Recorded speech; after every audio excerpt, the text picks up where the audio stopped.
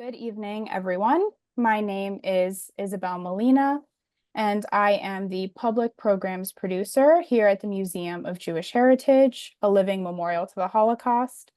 I'm very pleased to welcome you to today's program, Curator's Talk, Speaking Up, Confronting Hate Speech.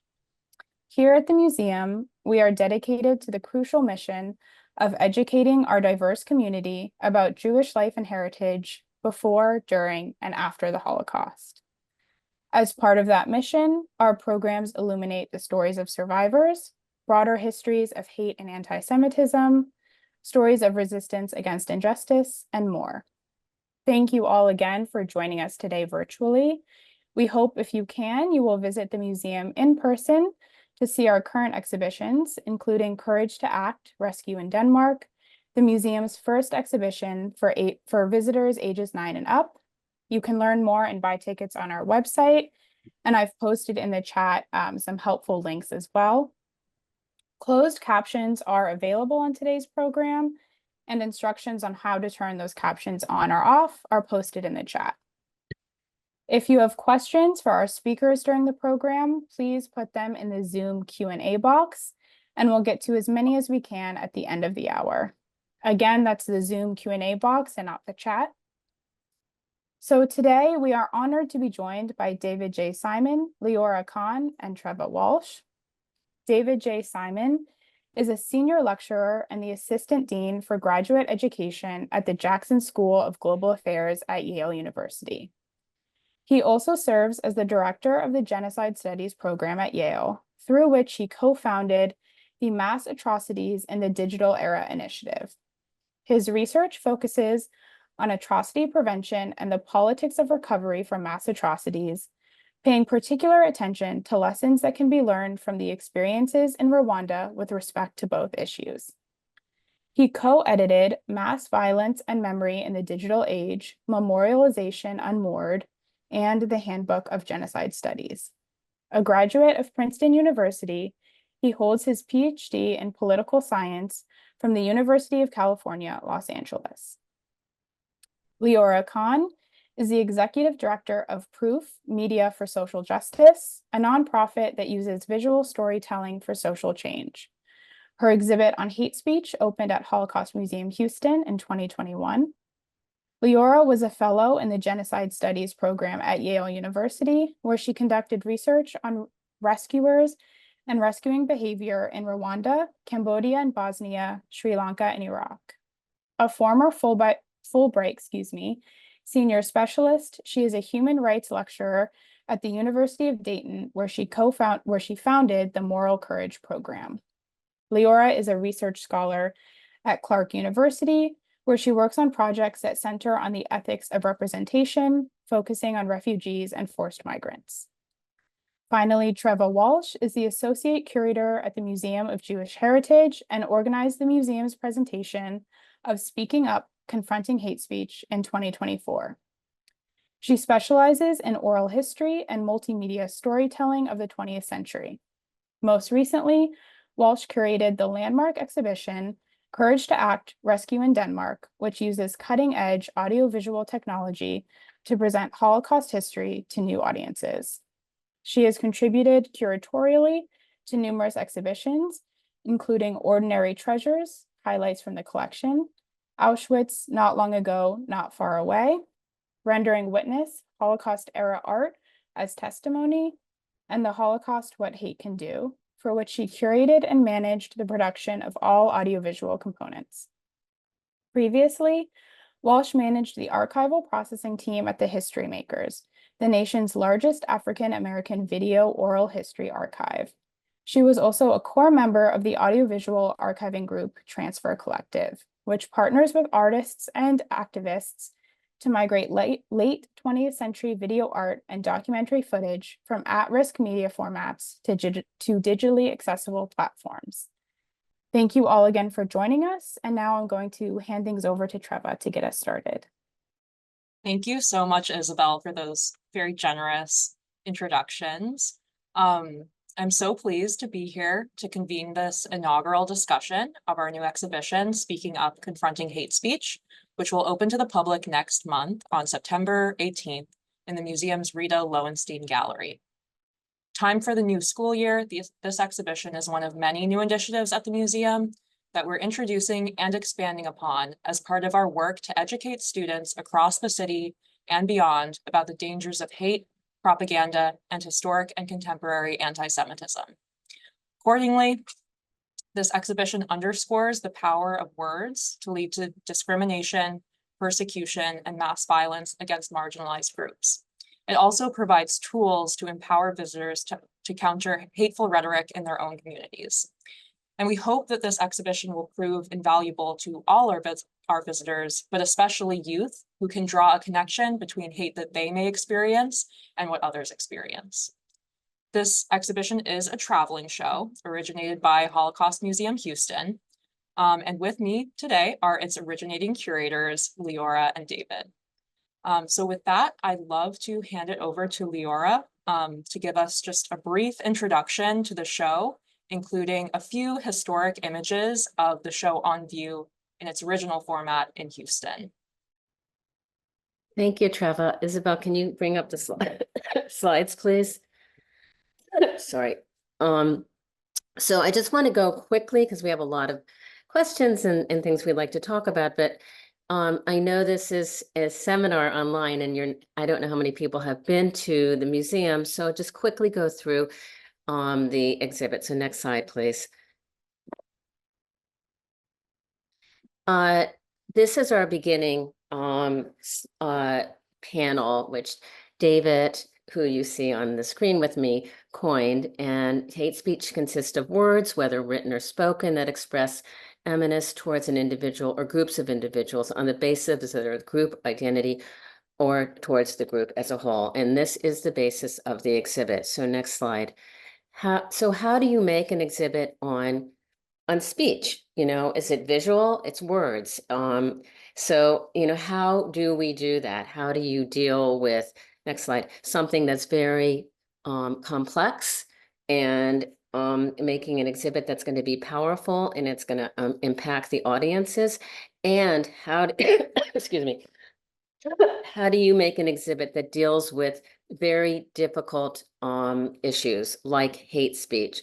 So and how do you work with asking audience to take in, awful images and awful content? So the next one, please. So we started this exhibit out with the Holocaust, and the exhibit originated at the Holocaust Museum, and we thought we should start with that. And these two images are posters that show scary looking images of Jews. They're sort of looking out at you, trying to scare you. And these were propaganda posters from the 30s. Next one. So we did a combination of words and images, and really nasty words that we've heard of in different conflicts. And so vermin, snakes, these are all words that dehumanize people and are used when you lead to hate speech. They're hate speech. So how did we do it? We took random words that have been used traditionally in words that have led to mass violence or genocide. Next one. So excuse me. The words are sprinkled through the exhibit. You can see a little bit here of what it looks like. This exhibit is in, these pictures are in Houston. So I just wanted to, frame that. But this is the view of the exhibit, and you can see, next slide, please. So we used a mixture of photographs, words, and pictures of objects. And Dave can probably talk more about this later, but this is a radio that was used to transmit hate speech in Rwanda in 1994 and how it spread. Next slide. Again, a mixture of words and images from the Indonesian conflict, which again, David's going to talk about a little bit more. But the words that we took were from propaganda journals. They were like, leaflets and posters, and we, had them translated into English so we can all see them. Next one. And this, as most people will recognize, is a poster, is a mural of George Floyd. And one of the things that we had to do, and we'll probably talk about this a little later, was, we were using all sorts of hate speech. And this mural had been defaced, as most of the murals had, of George Floyd.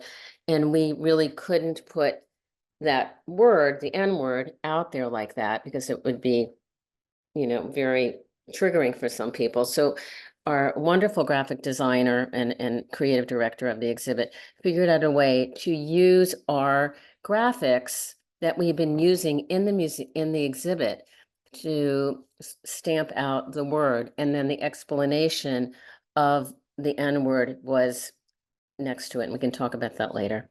Next.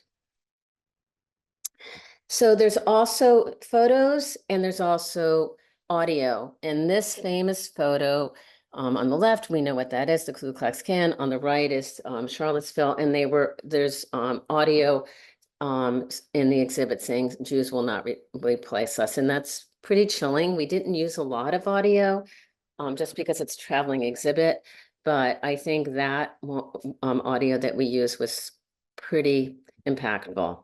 Next one. And then, as we were talking about, and one of the things that David and I really, really wanted to make sure happened was that we didn't just say, okay, here it is. Here's the hate speech. Here's what happens. Here's the photos. We really wanted to do something that can lead in sort of instructions or a blueprint of what you can do to prevent hate speech in your communities. One way is protest. There was a big part in this exhibit on Asian hate speech, because at the time when we were doing it, our former president was leading the charge on hate speech against Asians with the Asian flu. Next slide. And this is the last image, last panel, and it tells you what you can do. There's a lot of different things that we can talk about later, and we really wanted people to tell us what they think and their experiences.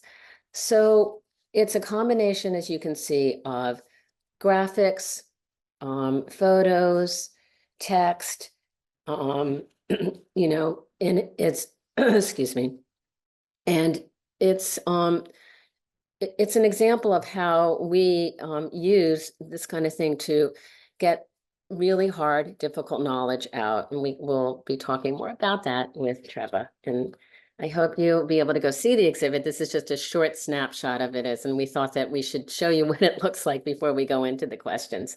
Thank you. Thank you so much, Leora, for that brief snapshot into the content of the exhibition. I'm so excited for visitors to be able to come into our space and experience the way that we've installed it. At MJH, we have added a little bit of content in addition to what you saw there. So we have updated the narrative for our context. But I just want to point out that one of the things that we were so excited about as curators was the graphic design of this show.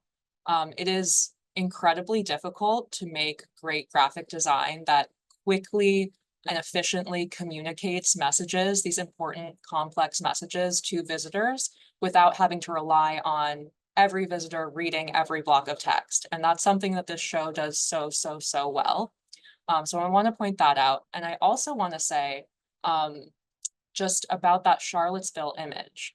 It is so iconic. So that's the image of the Unite the Right rally that took place in Charlottesville, Virginia in 2017, an alt-right white nationalist rally that started out with words, right?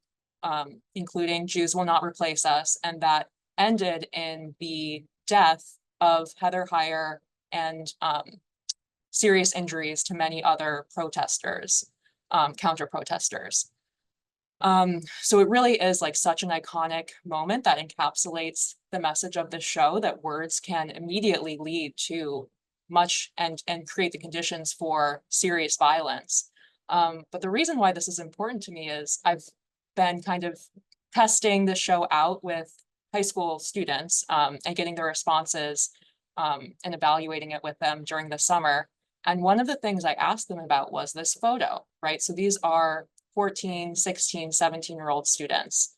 And none of them recognized this photo. So for us as, adults who were adults in 2017, this is an iconic image, but I just want to point out that, history is always being made. And this is kind of our first opportunity to teach to students the history of events like this as they become history. So it's one of many things that I've noticed about this show. There's so much more to explore, but I just wanted to offer those two observations. So with that, I just want to jump into our questions and our discussion. So exhibitions, like any creative or scholarly project, often have these very long and circuitous histories before they make it to gallery spaces. And often the public doesn't get to hear those stories. But I'd like for that not to be the case here. So please tell us, how was this exhibition originally conceived?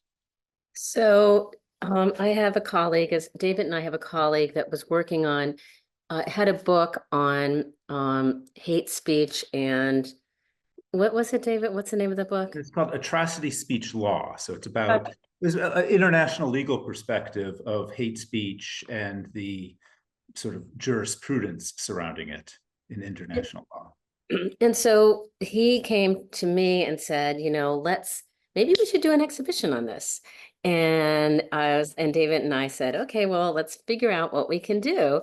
And this was like 2 or 3 years before it actually happened. So we did a lot of brainstorming, a lot of post-its and, stuff like that. And we both realized that this is just too big of a topic to just focus narrowly on the law. The law is part of it, but not all of it. And we really wanted to be able to get it out, since both of us are genocide scholars and work in the realm of hate speech. We really felt this was an amazing opportunity since 2016, where it exploded, to get it out to the public, to sort of use all the different conflicts that we have a lot of knowledge about, and just focus on the speech. And that's how it happened. So a lot of brainstorming, a lot of post-its-ing, a lot of back and forth with the Museum of the Holocaust Museum, which I have done a Darfur exhibit and other exhibits with them. So it sort of was a really good idea. And then one day, like 4 years ago, I went to the museum and asked them if they would be interested in doing it. And that's it. I would just add to that the original project was about this international law, international jurisprudence, and the target of that project was lawyers and students of international law. So it was very specific, kind of a very specific purpose. There were some educational elements about the nature of hate speech in atrocity contexts, but the target audience, was efforts to try to reform the legal framework. And when the opportunity came to produce this exhibition for the Houston Holocaust Museum, we sort of jumped at it because it was an opportunity to speak to a broader audience, and especially, as Treva mentioned, to school children or teenagers, high schoolers, because that's they may not care as much. The intricacies of international law probably don't mean quite as much to them, but they see versions of hate speech all around them all the time. And I think one of the things that we've tried to do is relate these historical episodes or present these historical episodes, and then give some pathway to so that students might recognize a little bit in their own communities, for obviously for worse, not for better. Thank you. I think it's so important and interesting to know that this exhibition originated in the section about hate speech and the law, because especially in the US context, it is so fraught and difficult to define and make policy around speech in general, and in particular hate speech and dangerous speech that can lead to violence. But I think we've already kind of gotten to see a little bit of the incredible dynamic that you two have. And clearly you've been, coworkers and colleagues for a very long time. So I'm curious if you could tell us a little bit about how you met and perhaps about the Genocide Studies program at Yale. Sure. Let me take this one to start, at least. Yeah, Leora and I have worked together for, I was going to say almost 2 decades, but that might be stretching it only slightly. When in the introductions, Isabel mentioned that I was co-author or co-editor of a handbook of genocide studies. My co-editor is none other than Leora Kahn on that project. So that was actually more recent, but she was involved, Leora was involved in the genocide studies program here at Yale, even before I was, I would say. I came to genocide studies as a student of African politics and African international relations, coming to the realization that what happened in Rwanda was really an important moment to try to understand, both in a sort of comparative context, but also in the context of international politics. So there was this program at Yale, the Genocide Studies program. It had been founded by Ben Kiernan, a historian who with a lot of knowledge and insight and documentation of the Cambodian genocide. And among the people that he had brought in the 2000s was Leora, because of her work through proof on upstanders, on intervention, on essentially actually on speaking up, so and reacting to the prospect of violence. So as I was getting involved in the Genocide Studies program, which is now much bigger than just, or covers a lot more territory than just the Cambodian genocide, it sort of brings into focus, or tries to bring into focus, as many historical episodes as possible that could be called genocide or other mass atrocities. As I was getting more involved in that, in the field and with the program here at Yale, Leora was already there doing great work on intervention and standing up to atrocity threats. And I want to say something about David, because and Treva, you will relate to this. How do you write text for an exhibit? He's an academic, and so I've been a curator and a practitioner and an academic, but I wasn't going to be writing the text. I really curated the visuals. And David did the most amazing job, and Treva, you can attest to this because you read it. As an academic, writing, I gave him the limit of 150 to 200 words to write all that stuff and about all of these genocides in such a little amount. And most people that you work with that are academics, like, oh, I want some more, I need more text, I need more room. And I was like, no, you can't have more room. And, and David really just, he's amazing. I just have to say that our work together has been mostly academic. And this is our first sort of foray together into curation. And it really is pretty phenomenal. I have to tell you that, because usually it's hard to there's all an interplay, and it's a tug of war, how much space you're going to have. And it was pretty wonderful. You're way too kind. So on that note, I feel like it's pertinent to ask about the other organization that was very deeply involved in making speaking up a reality. So this is the question for you, Leora. What is Proof Media for Social Justice, and how does speaking up fit into the larger program of initiatives that y'all have? Well, Proof, as I think you said, I'm sorry, people, I just am getting COVID cough, so it's annoying. But Proof uses visual storytelling for social change. So all of the exhibitions are really tools to get people to come in to look at what's going on as we talk about difficult subjects, difficult knowledge, And I feel like an exhibition is a way to get people to come in and think about it. You can stand in front of the exhibitions, you can interact with it if you have different questions. And it was founded on originally on peace building and talking about to different sides of the, Bosnians and all those different. I started it with rescuers in Darfur about 16, 17 years ago. And the whole idea, as we said, is to get people to stand up and ways to help them stand up through all of these kinds of exhibitions that we've done on racial injustice, on water, on housing, across the spectrum. It's to really look at examples on some of these exhibitions on people that have made change. So my thing and Proof's thing is to create change makers. And by having these exhibitions, hopefully your work, Treva, with the high school students will lead to questions that will make them think about what they can do and what they can stand up. And that's really the whole issue, is standing up against injustice.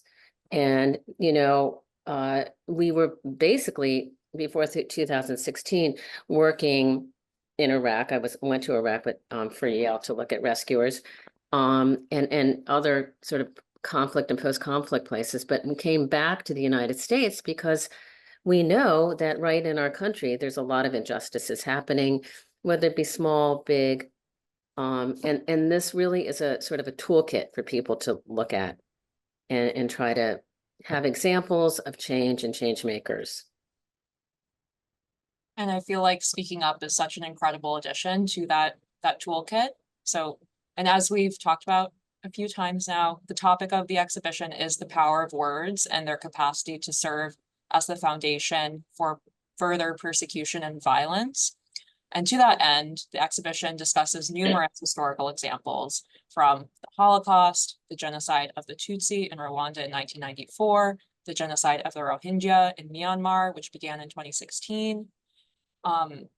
All examples that I imagine many of the viewers of this program have heard of before, but there is one historical example that visitors may be less familiar with, which is Indonesia. So David, I wondered if you could tell us what took place in Indonesia in 1965 and 66, and why did you decide to include it in this exhibition? Yeah, it's a good question. I'll start very briefly with what happened, and some of you may be aware of it, but in 1965, there was Indonesia was governed by it was a relatively young country. There was a lot of political instability, and the president was sort of seen as wobbly in the eyes of the West, maybe veering towards communism. So there was a coup, mysterious circumstances, an assassination plot, but essentially what amounted to a coup, and the anti-communists essentially took over a military regime that was supported by the United States. But the takeover wasn't it was far from a bloodless coup. In fact, over the course of about 9 months, probably around 1 million people were killed. And this wasn't sort of street fighting necessarily on behalf of one government regime versus or one plausible regime versus another. It was essentially a bloodletting where anyone who was accused of being a communist, which included much of Isabel's looking at your name on the screen, Indonesia's Chinese population, that was sort of accused of being communist by virtue of national origin, and was targeted for killing. So for me, one of the questions about this episode is, how do you get to 1 million people being killed in response to sort of political turmoil at the top? And the answer is there has to be, I don't know what the answer is, except that I do know that mobilization through words has to be a large part of it. So that was one reason why I wanted to put it in, argued for putting it in, was that I thought that it kind of illustrates this words to violence progression in ways that that are maybe a little bit unexpected, but are sort of quintessential in episodes of mass atrocity. Another reason why I thought it was important to include was that sometimes we look at the most well-known episodes of genocide, we almost simplify it in our minds. You know, the Germans were anti-Semitic and cruel, which, you know, I know there's a large body of work that sort of supports that idea, although the Germans is a pretty broad category, so we won't get into that debate here.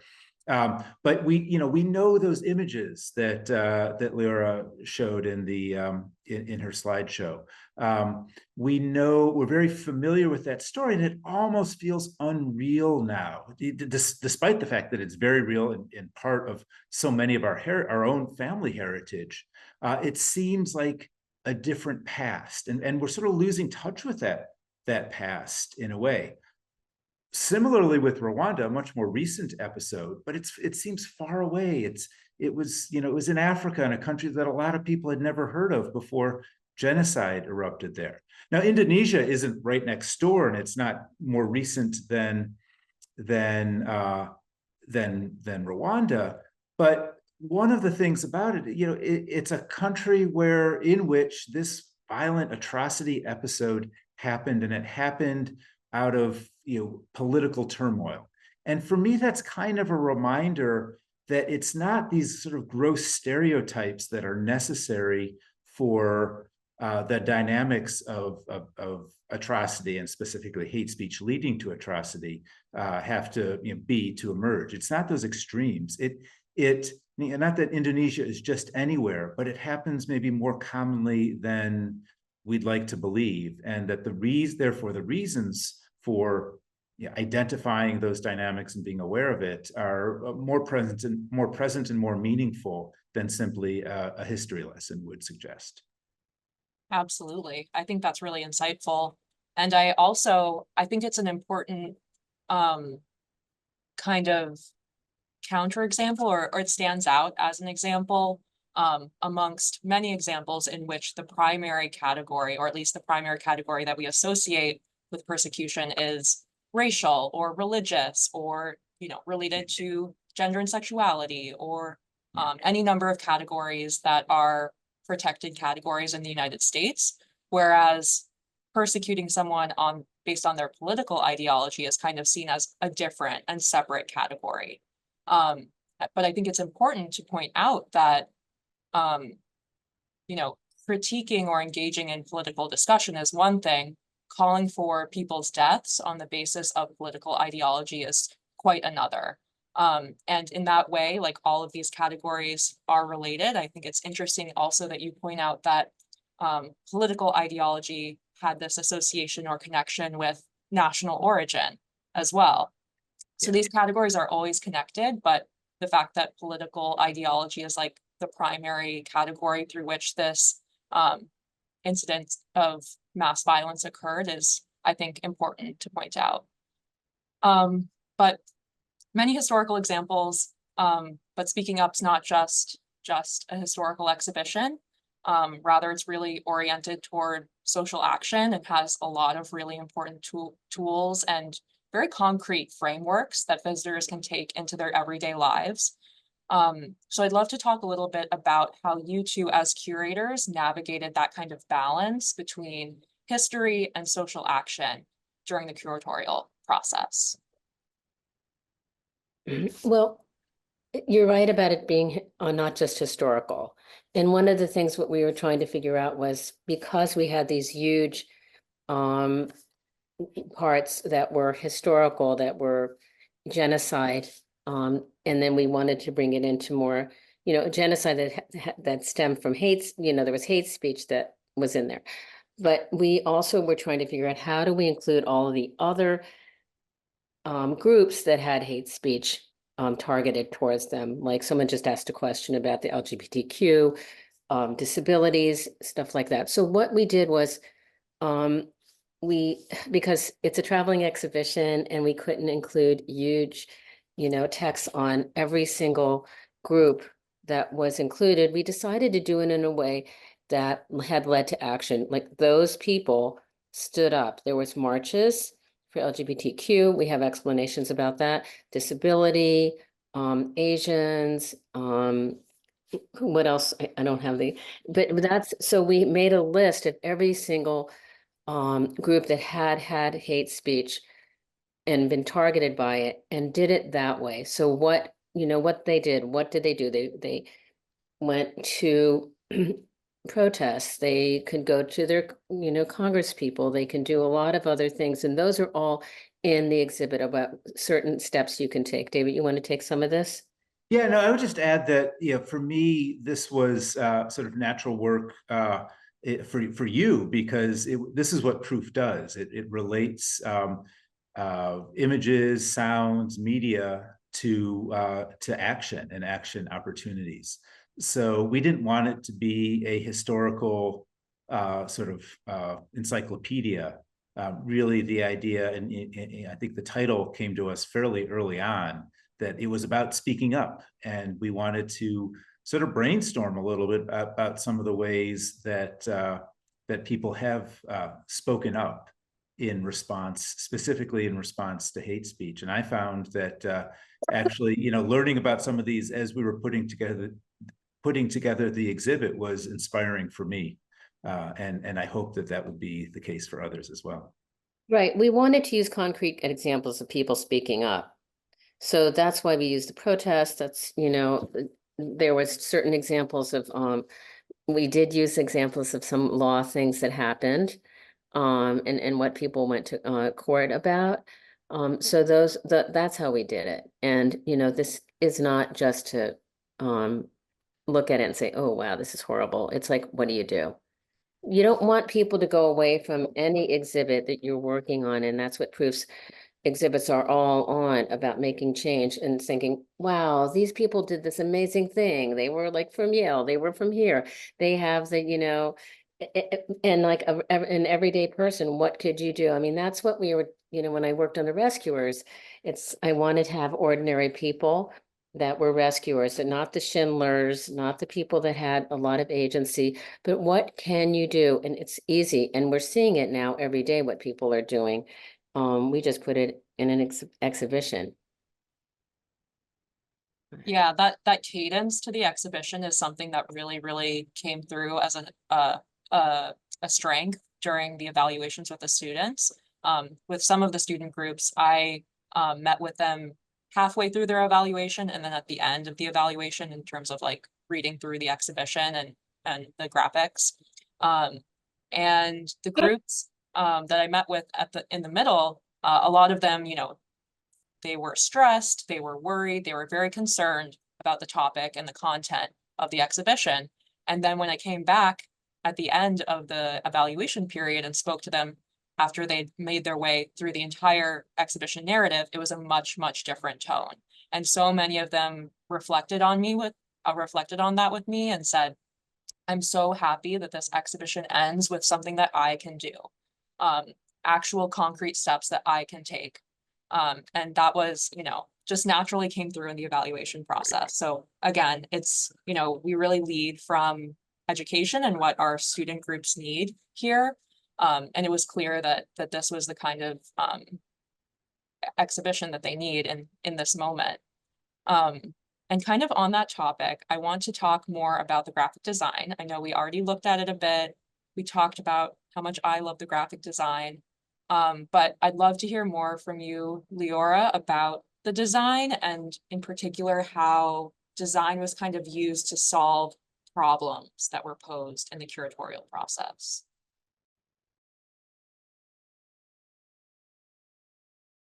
Isabel, can you put up like one of the opening slides so we can talk about it a little bit? So Sure thing. Willie is our creative director. She lives in Australia, and she has designed every single exhibit that Proof has had. She also has a specialty, and her PhD is in graphic design for social justice. So typography and social justice are very unusual. Okay, if you can go down to where the words are spilling out, that would be great. Yeah, right there. That's good. So the whole context was, if you can see this, it's sort of like almost like throwing up words, and in all these sort of gobbledygook, but beautifully designed, graphics. And that is so important, as a curator, Treva, you will know this, to have engaging, topography, so that people will be able to come and look at it. And what we've found in curating these very difficult exhibitions is you have to look at color. You have to look at the way that people are engaging with the color and how much graphics can you show. There's not really any terrible images in here, but you feel the impact of it by the text and the graphics. And we were talking about, like, should we use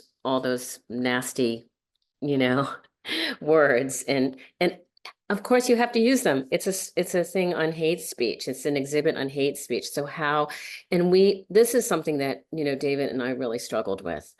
And how do you do it in a way that's engaging? And I think what, and, Isabel, go, maybe show another slide so I can talk about it. I should have, no, not that one. Yeah, Farman, keep going. Yeah. So what she did was we looked at all of the Indonesian one's interesting because we did have examples, like on the right, that is an example of a propaganda, booklet. And as I said before, we looked at it, we took out some of the words that they were using to their own people, and it did it that way with other graphics and with photographs, which I think sort of helps the viewer take it in easier. And as you said before, Treva, not a huge amount of text, but enough text to explain what's going on. And that was what David's brilliance was, that, we were able to talk about these very, very, very complex issues, with long histories. They didn't just happen like, in one day. And we were able to incorporate that using the text and highlighting the parts of the text that we needed to highlight for people to understand. I just think that she did, yeah, Elsbel, that's good. Sort of an amazing job, and it was breathtaking when we saw it all come together, as we said, in the PDF. And it's just like, that image of all those words spilling out was a theme woven in between in the exhibit. They didn't, most of the time, just images of words, of letters, which eventually make into hate speech. And that was Willie's brilliance. How do you design a very impactful exhibit using all these nasty, horrible words? And I would add, if I can, sorry, Leora, that it's an exhibit about hate speech and atrocities. Our goal was not to show the atrocities, and we didn't want to have sort of gore and unsettling images and any of that. So that that meant we had to focus more on the words, and that's what we wanted to do. But the most hateful words themselves, you don't want to rebroadcast them necessarily. So we tried to strike a balance of doing that minimally, but evoking the idea that words were what mattered. And I think the sort of explosions of letters somehow accomplished that in almost a Sesame Street-like way, to think about words, think about meaning behind, how these letters can combine to mean things. And I think that was important. We also had a discussion, Isabel, if you can bring up that George Floyd thing again, I want to go back to that because I think that's really interesting. Is this was something that, no, it's down further.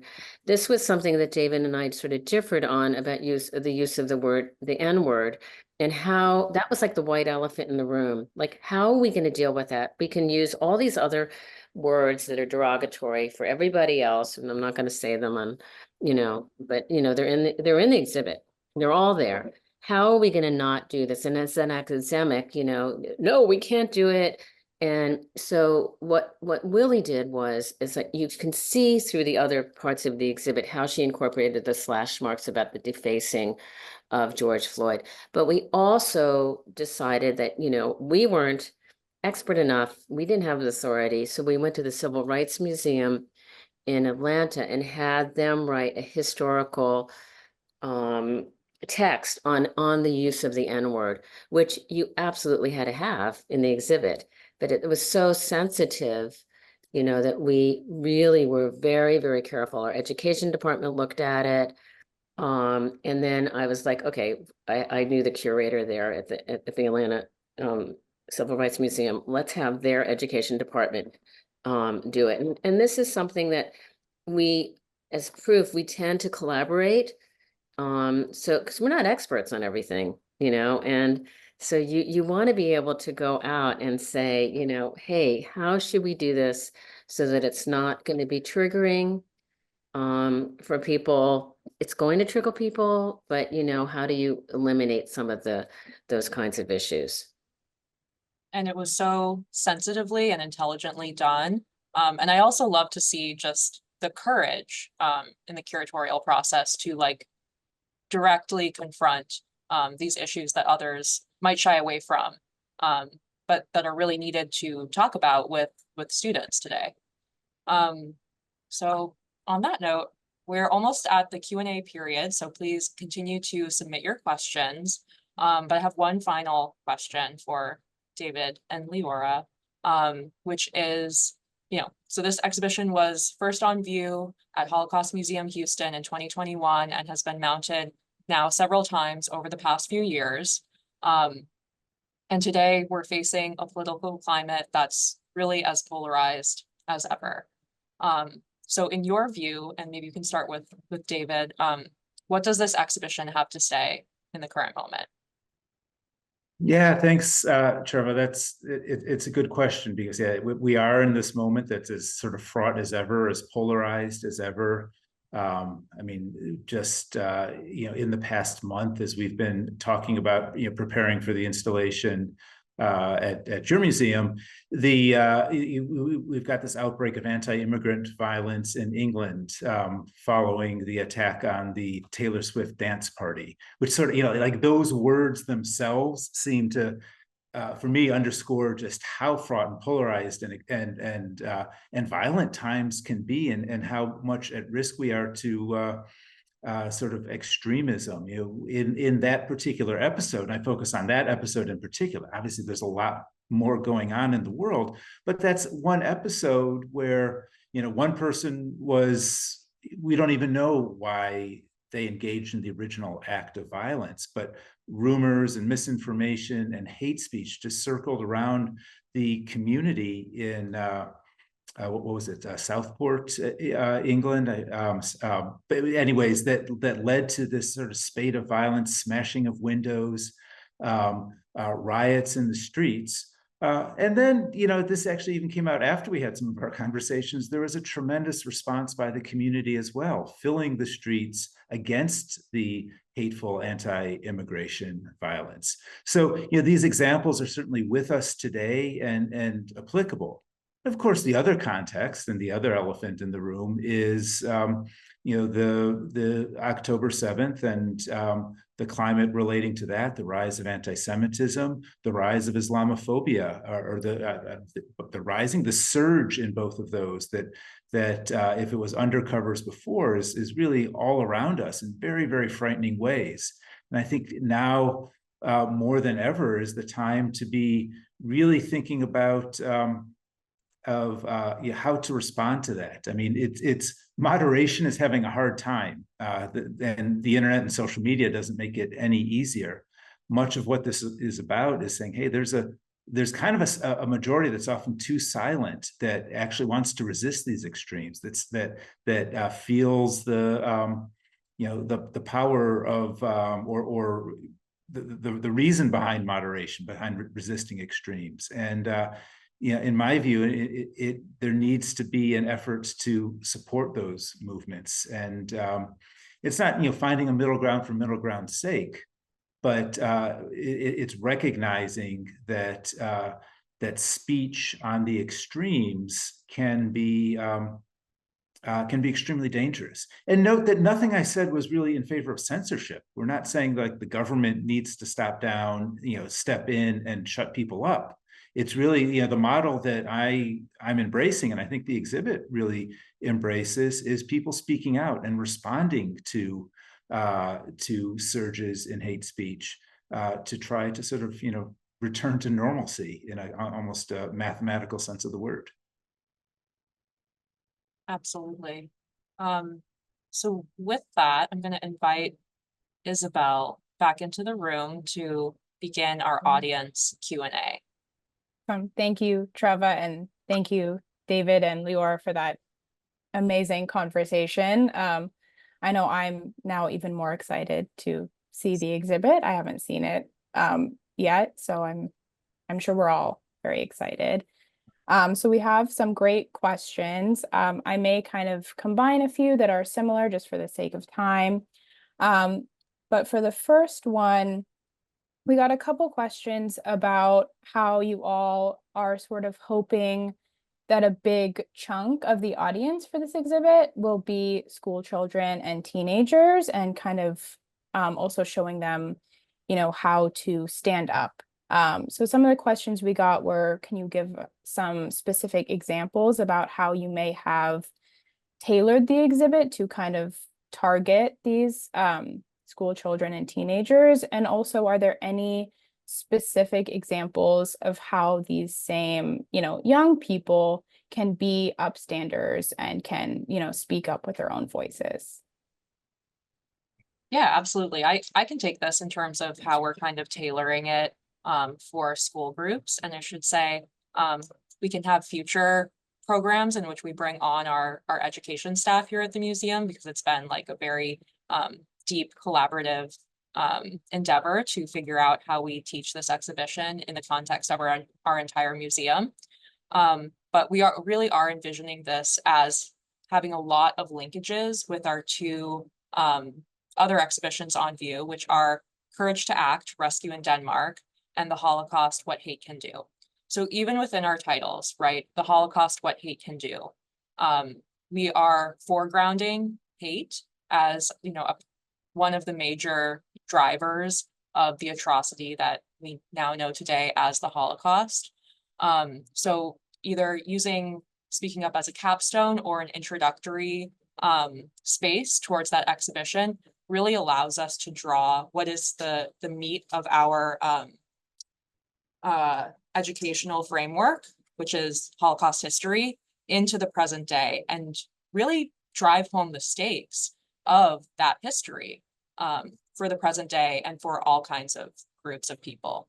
And then with Courage to Act, Rescue in Denmark, it kind of opens this question. So that's our exhibition for younger visitors as young as 9 years old.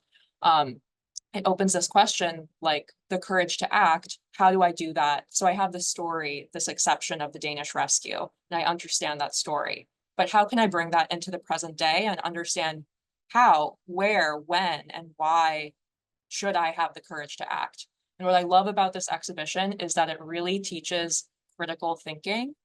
So there's a very concrete framework called the 5-part dangerous speech framework that really emphasizes when you see speech anywhere in the world, you need to think about who is the audience for this speech? What is the medium? What is the message? Is there a context of like people already being agitated, and emphasizing that every instance of speech needs to be evaluated in that way. So not just, we're not just telling students you need to have the courage to act, but we're also giving them the tools to figure out where, when, in what context can I act, should I act, and then also how, right? So through protest, through other kinds of speech, counter speech, and ways to intervene. So a number of different strategies are discussed throughout the exhibition and in this section, and you'll have to come on site and learn more. And I should say also that this exhibition is absolutely appropriate for visitors of all ages, so including adult visitors. I hope that this doesn't dissuade any adults from coming to see the show. Thank you. That was beautifully said, and I completely agree. I think adults and young people, we all could use, a little extra inspiration for how to speak up. So that's great. The next question is slightly more broad, kind of about the research process for this exhibition. And that can be in its original form or bringing it here. You both talked about, Leora, especially how there's some photographs included in the exhibit, and people were asking sort of how you all found these photographs, and then also after that, once you had the photographs, how you decided, which ones to include, because I'm sure there were some that didn't make the cut. So kind of what was that decision-making process like? So I'll take that, David, and you can always jump in. Yeah, I mean, well, we wanted things to be graphically, interesting and bold. So the Holocaust section was somewhat easy because we wanted to use those propaganda posters. They're really, really big. I think it'll be the same in your museum. And so the other ones some of them were really, really hard. I have to tell you, the Indonesian one, I was ready to like call it a day and just use the text and just had to dig deep. I mean, my original training has been in photo editing and photo researcher. So, you go to archives, you look on Google, but but I know because of our work in the genocide sphere, I knew a lot of the archives to go to.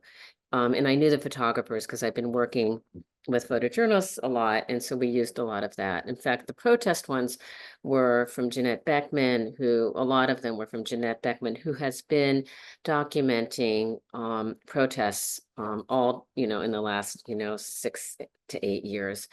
The other ones were some photo agencies. That's how you get things. AP, Reuters, that's how you get photos. And then, the historical ones like from Rwanda, some of those were from the museum in Rwanda. So you get photographs from all different kind of places, photo agencies, newspapers, photojournalists that, I knew were taking photos at the time. And then the ephemera, that was a little harder to get. And that comes usually from museums, and that's how you get permission from those.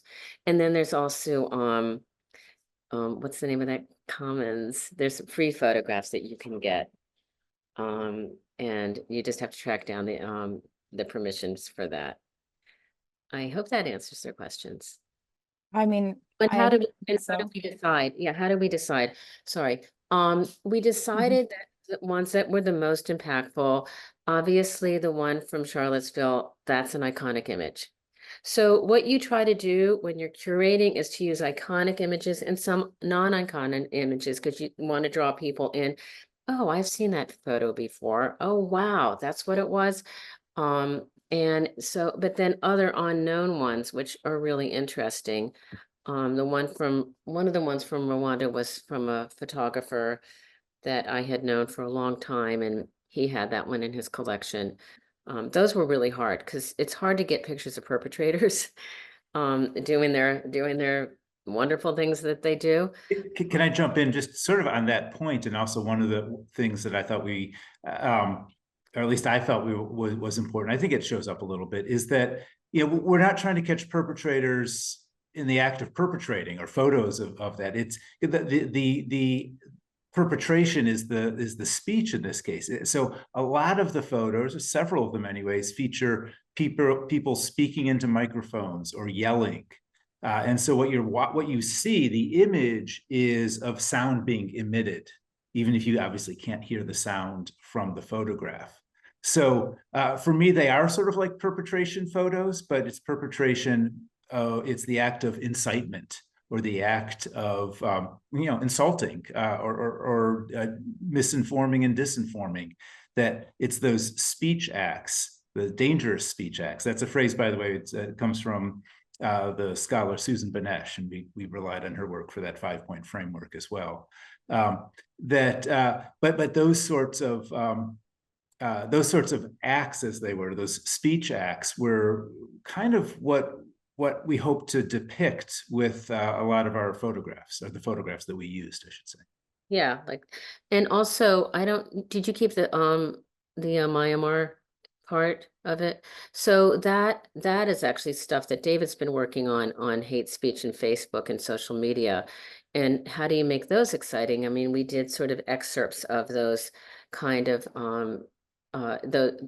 some of the hate speech that was going on in Myanmar to lead people to go and kill the Rohingya. And also, yeah, and we got a picture, I think you got that picture of that monk screaming. I don't remember who got that. Yeah, again, it's another, in keeping with that theme of screaming people, but also, the pictures of like a Facebook post. There's something almost relatable about a Facebook post. It's so much a part of everybody's lives these days, and that one of those posts should contain, sort of hateful language, as translated anyways, should be a little bit jarring, and that's what it's meant to do. And the other thing we picked, we wanted to sort of string together, the posters from the Holocaust, the radio, how hate speech is transmitted, right? So you have to think about that when you're looking at, I mean, there's all these different levels. And so hate speech was transmitted through the posters and, in the Holocaust, but, obviously through speeches. And then, in pamphlets and radio in Rwanda to the Facebook pages. I mean, that's really sort of key to the exhibit. How do you transmit hate speech? And there's so many ways.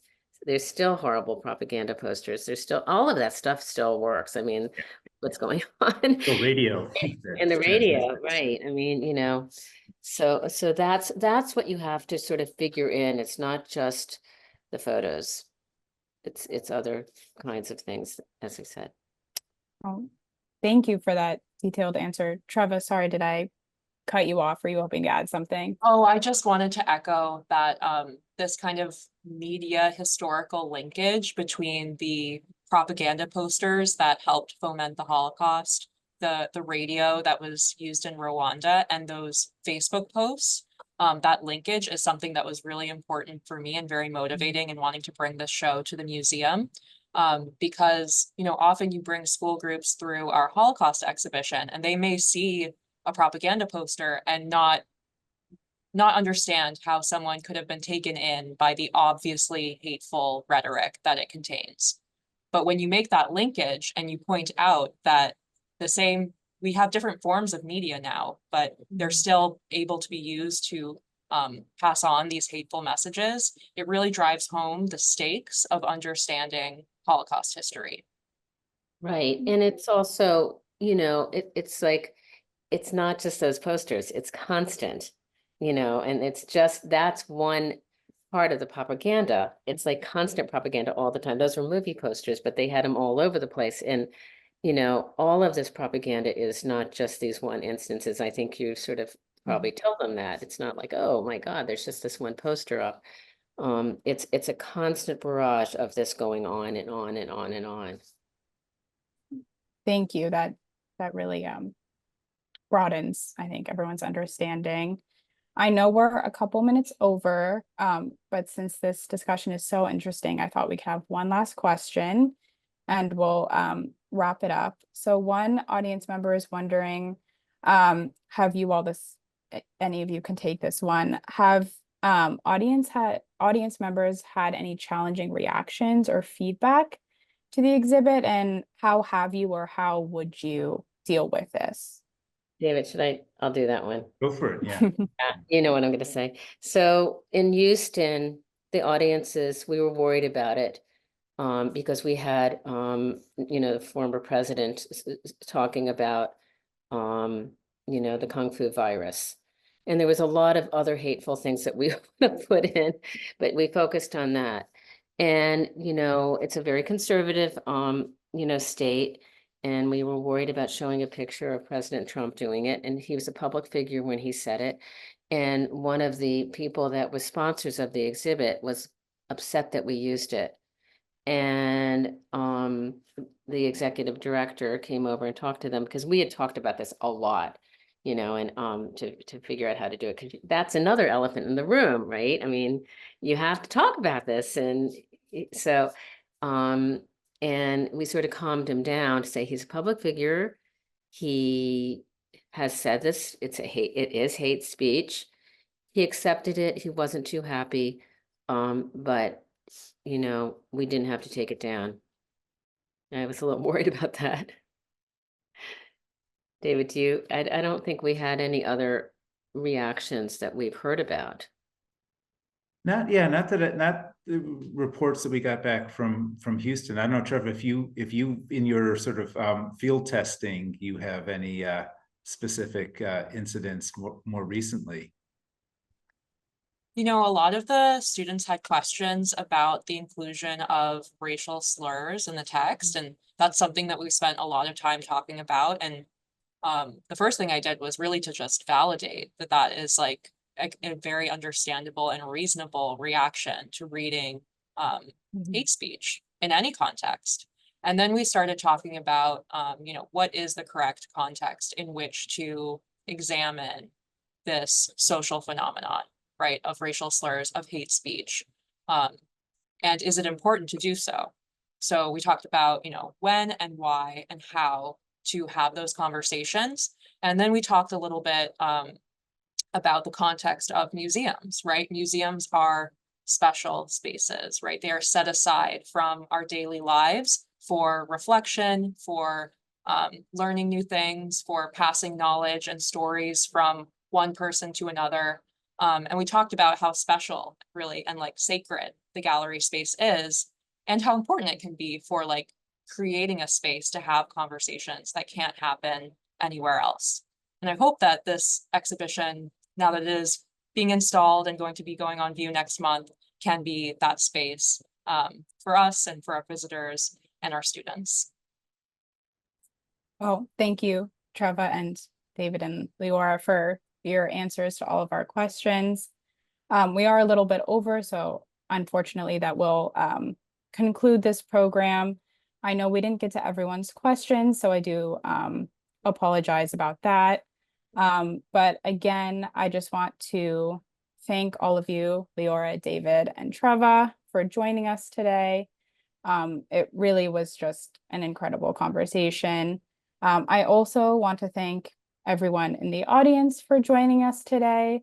If you enjoyed today's program, we hope you'll consider making a donation to support the museum at mjhnyc.org/support and joining us for our upcoming programs, which you can find at mjhnyc.org/current events.